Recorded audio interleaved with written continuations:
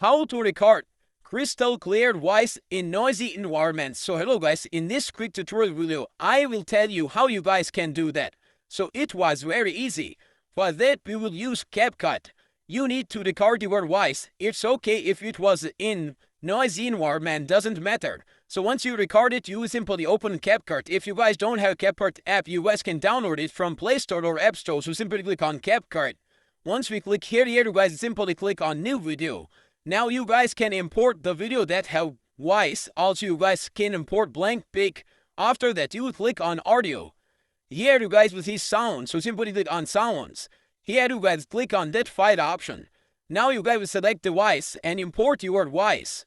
So I will simply import my recording. Let's play our voice so you guys will see how it was before and I will show the after results. Mic checking, so you guys can see how background is noise, but don't worry, I will clear it.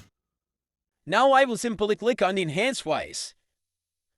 Here I will turn on it and after that I will click on that arrow.